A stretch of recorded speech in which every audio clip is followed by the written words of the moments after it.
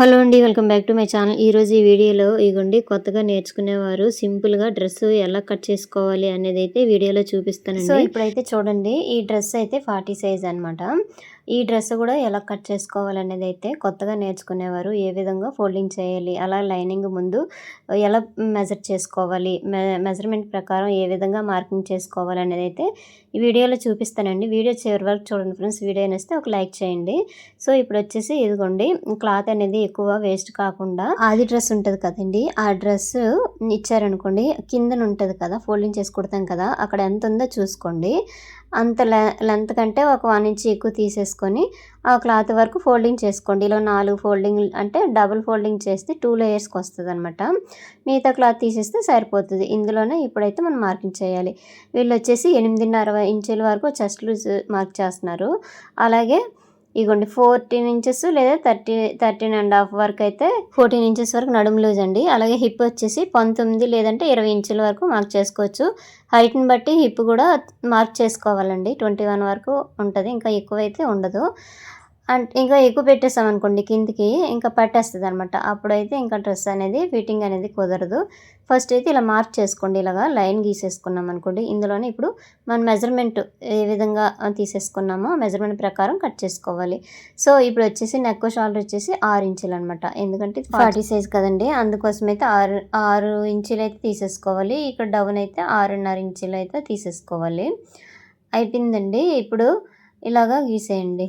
First గీసేసాక ఈ విధంగా మళ్ళీ ఎల్ షేప్లో గీసేసుకోండి. ఇగోండి, ఇక్కడ చూసారా, ఇక్కడంటే 2.5 ఇంచులకి అయితే నెక్ అనేది ఇచ్చేసుకోండి. ఇక్కడ ఈ షేప్ ఉంది కదండి, ఈ షేప్ దగ్గర 10 ఇంచెస్కి అయితే, ఎందుకంటే 40 సైజ్ కదా, అందులోన ఒక సైడ్ అయితే 10 ఇంచెస్ వస్తుంది కదండి, అందుకోసం అలా మార్క్ చేసుకోవాలి. ఇక్కడ నడుము దగ్గర 9 ఇంచెస్కి మార్క్ చేసుకున్నారు. 2 ఇంచులు ఖర్చు అనమాట. ఇక్కడ హిప్ దగ్గర కూడా ఇగోండి 13 ఇంచులు ఉందండి. ఖర్చు గురించి ఒక 1 ఇంచ్ పెట్టేసుకోవాలండి. ఇక్కడ 1 ఇంచ్ ఫోల్డింగ్ చేసుకోవాలి కదా, సరిపోతుంది. ఈ పైన 13 ఇంచెస్కి హిప్ దగ్గర మార్క్ చేశారు కదా, అందుకోసం కిందనైతే 14 ఇంచెస్కి మార్క్ చేసుకుంటారనమాట. అలాగైతే సరిపోతుంది కట్స్ వేసుకోవడానికి. ఇగోండి, ఇక్కడ 14 ఇంచెస్కి మార్క్ చేసుకొని ఇక 1 ఇంచ్ అయితే ఎక్కువ క్లాత్ ఉంది కదండి, అది ఫోల్డింగ్కి సరిపోతుంది. ఇక్కడ ఇగోండి నీట్గా ఇలా పెట్టేది, ఇక్కడ అటు మార్క్ చేసుకోండి ఇలాగా. సో ఇప్పుడైతే ఇక్కడ నుంచి ఈ కార్నర్లోన 1.5కి మార్కింగ్ చేసుకోండి. ఇదిగోండి, ఇక్కడ మార్కింగ్ చేసుకొని ఇలాగ లైన్ గీసేసుకోండి. కొత్త వరకు అయితే ముఖ్యంగా చెప్తున్నానండి. ఇలా లైన్ గీసేసుకొని కర్వ్ స్కేల్ ఉంటుంది కదా, ఈ కర్వ్ స్కేల్ని ఇలా ప్లేస్ చేసేసుకోండి. అంటే ఈ 3 దగ్గరలో, అంటే కింద లైను మిడిల్లోన మనం క్రాస్గా వేసాం కదా, ఆ లైను పై లైను టచ్ అయ్యేటట్టుగా ఈ విధంగా కర్వ్ అనేది తీసేసుకోండి. ఇప్పుడు ఖర్చు వదిలేసి కొలుచుకోండి. కొలిస్తే వీళ్ళకైతే సరిపోలేదన్నమాట. అందుకోసం ఇంకా కొంచెం పైకి పెంచుకుంటున్నారు. ఇగోండి, ఎక్కువ వచ్చిందనమాట. అందుకోసం మళ్ళీ ఇప్పుడు 6.5 పెంచుకున్నారు. నార్మల్గా అయితే ముందు వాళ్ళు 7 ఇంచులు పెట్టేశారండి. 7 ఇంచులు అయితే పెట్టకూడదు. ఇలా ఆర్మ్లెస్ వచ్చేసి 9.5 ఇంచులు అనమాట. అందుకోసం 6.5 ఇంచులు పెట్టేసుకొని ఉంటే సరిపోద్ది. మళ్ళీ ఇప్పుడు మార్కింగ్ చేసుకొని కర్వ్ స్కేల్ తోటి ఇలాగ డ్రా చేసుకున్నారు. ఇప్పుడైతే సెట్ అయిపోతుంది. ఇగోండి, చూసారు కదా, ఈ విధంగా ఈ ప్లేస్ దగ్గరే మనకి ఎక్కువ తక్కువ పెట్టామనుకోండి లూజ్ అనేది వచ్చేస్తుంది. ఇగోండి, నేనైతే మార్కింగ్ చేసి మళ్ళీ ఇక్కడ ప్లేస్ చేస్తున్నాను.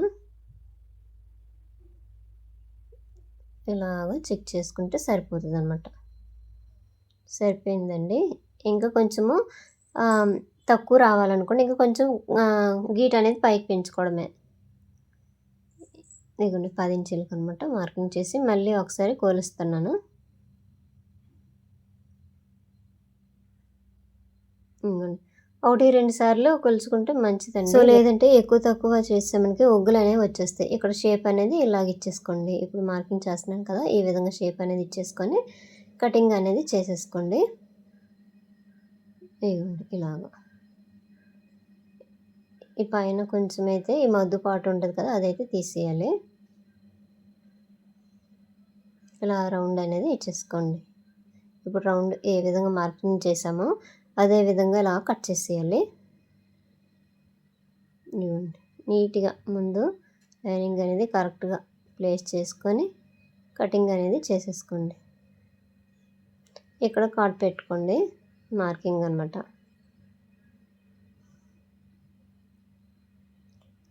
ఇలా కట్ చేసుకొని వచ్చేయండి.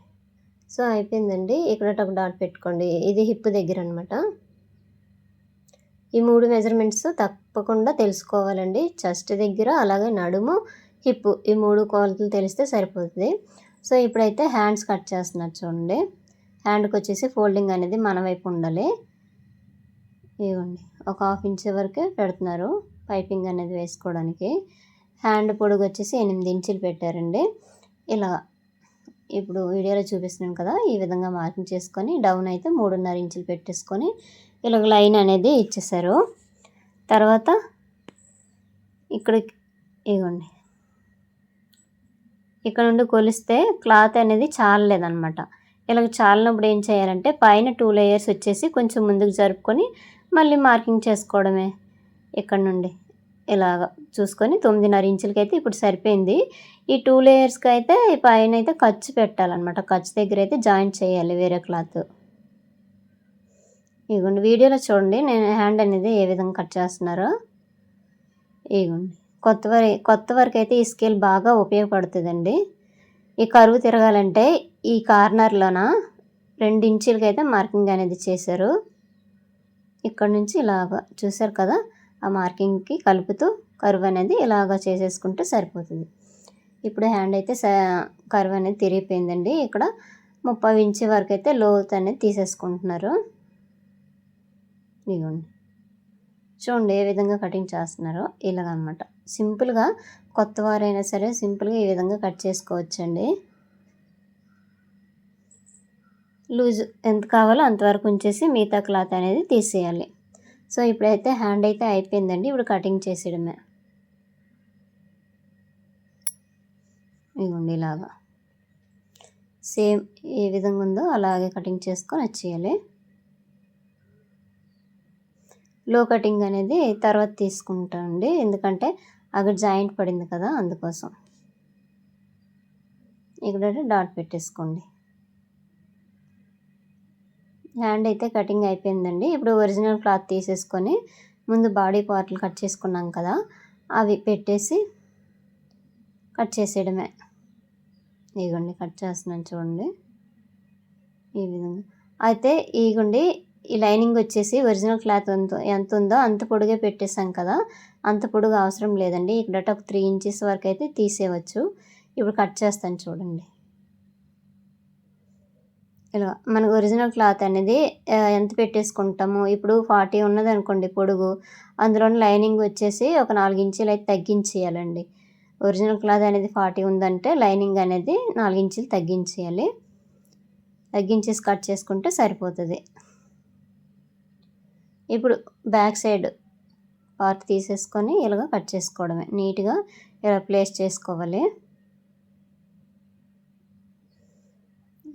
నీట్గా పెట్టేసుకోండి. పైకి కిందకి క్లాత్ అనేది సైడ్కి జరిగిపోయింది అనుకోండి, కటింగ్లోన పోతుంది అనమాట. అందుకోసం పైన ఇక్కడ ఈ లేయర్ కట్ చేసేయండి. కట్ చేసేసి సేమ్ లైనింగ్ ఎలాగుందో దానికంటే కొంచెం ఎక్కువ క్లాత్ కట్ చేసుకోండి. ఇలాగొచ్చేసి వీడియో చివరి వరకు చూడండి ఫ్రెండ్స్. వీడియో నేస్తే లైక్ చేయండి. చూస్తున్నారు కానీ లైక్ చేయట్లేదు, ప్లీజ్ లైక్ చేయండి.